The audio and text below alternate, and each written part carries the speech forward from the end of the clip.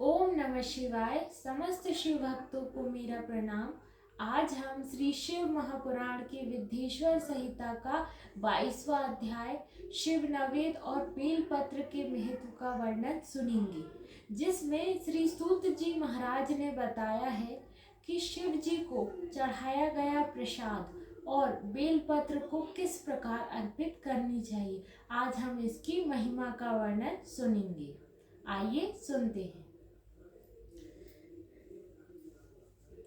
22वां अध्याय शिव नवेद और बिल्व पत्र महत्व वर्णन। ऋषि बोले, हमने पूर्व में सुना है कि शिव नवेद आग्रह अर्थात ग्रहण करने योग्य नहीं है।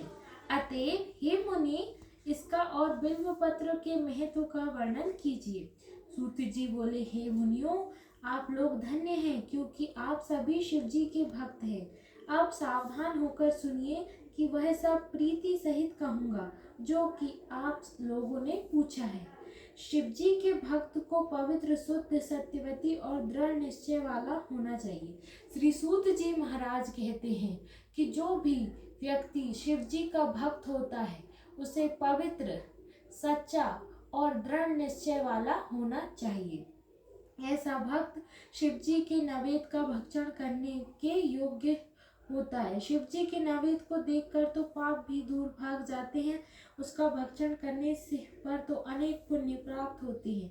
शिव नवेद का भक्षण करने से हजारों और अरबों यज्ञों से बढ़कर शिव सायुज्य प्राप्त होता है। जिसके घर में शिव जी के नवेद का प्रचार होता है उसका सारा घर तो पवित्र होता ही है, साथ ही वह अन्य घरों को भी पवित्र करते हैं। शिव जी के नवेद की इतनी अधिक महिमा है कि जो भी शिव जी के नवेद का दर्शन कर ले उसके सारे पाप छूट जाते हैं। इसके साथ ही उसका सारा घर पवित्र हो जाता है। आगे सुनते हैं।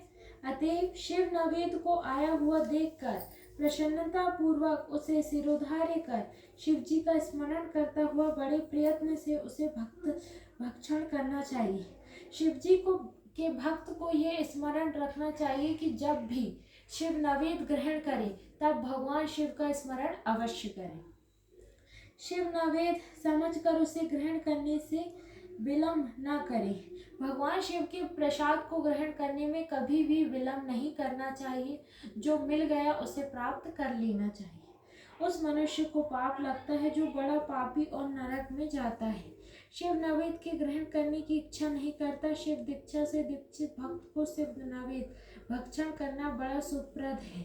शिव नवेद ग्रहण कर ब्रह्म हत्यारा भी पवित्र हो जाता है। चंडालों का अधिकार है, वह मनुष्य को भक्षण नहीं करना चाहिए। जहाँ चंडालों का अधिकार नहीं है वहाँ का प्रसाद भक्ति पूर्वक भक्षण करना चाहिए। बाणलिंग, लोहलिंग, सिद्धलिंग और स्वयंभूलिंग संपूर्ण प्रतिमा में चंडाल का अधिकार। आगे श्री सूत जी महाराज कहते हैं, जिस लिंग के नवेद में जिसका अधिकार होता है उसी को ग्रहण करना चाहिए। कहने का तात्पर्य यह है कि जिस भी मंदिर में प्रसाद रखा है वह प्रसाद जिस भी पुजारी का है उसकी आज्ञा लेके ही ग्रहण करना चाहिए। हे मुनीश्वर, लिंग के ऊपर का द्रव्य अवश्य ही आग्रह है, किंतु जो लिंग स्पर्श से अलग है वह पवित्र है। हे मुनियों, यह तो मैंने आप लोगों से शिव नवेद का निर्णय कहा। अब बेलपत्र की महिमा सुनो। आगे श्री सूत जी महाराज बेलपत्र की महिमा सुनाते हैं। यह बिल्व महादेव जी का स्वरूप है और इसकी देवताओं ने भी बड़ी स्तुति की है। इसकी महिमा कठिनता से जानी जाती है। संसार में जितने भी पवित्र और प्रसिद्ध तीर्थ है सब बिल्व के मूल में ही निवास करते हैं। आगे श्री सूत जी महाराज कहते हैं, बेलपत्र का बहुत ही अधिक महत्व है। संसार में जितने भी पवित्र तीर्थ है वह सब बेलपत्र के पेड़ के नीचे निवास करते हैं, क्योंकि बिल्वफूल में लिंग रूप अवयव महादेव का वास रहता है। जो पुण्यतम इसकी पूजा करता है वह निश्चय ही शिव जी को प्राप्त होता है। ऐसे बिल्वफूल में जो शिव जी को जल चढ़ाता है मानो वह सब तीर्थों में स्नान कर चुका है और पृथ्वी में पवित्र हो जाता है। कहने का तात्पर्य यह है कि जो भी व्यक्ति भगवान शिव जी के शिवलिंग अर्थात मंदिर तक नहीं पहुंच पाता, अगर वह श्रद्धा पूर्वक बिल्व के पत्र के पेड़ के में जल चढ़ा दे तो वो भी भगवान शिव स्वीकार कर लेते। जो मनुष्य बिल्पल बिल्व पत्र को गंध पुष्प आदि से पूजता है वह शिवलोक को प्राप्त होता है। आगे श्री सूत जी महाराज कहते हैं कि जो भी व्यक्ति जिस प्रकार हम शिवलिंग का पूजन करते हैं अगर उसी प्रकार बेलपत्र का पूजन करे तो वह शिवलोक का प्राप्त होता है तथा उसे संतान और सुख वृद्धि प्राप्त होती है। जो आदर पूर्वक बेलपत्र में दीपक जलाता उसकी शाखा को लेकर हाथ से उसके नवीन पत्ते ग्रहण कर बिल्व की पूजा करता वह सब पापों से छूट जाता है।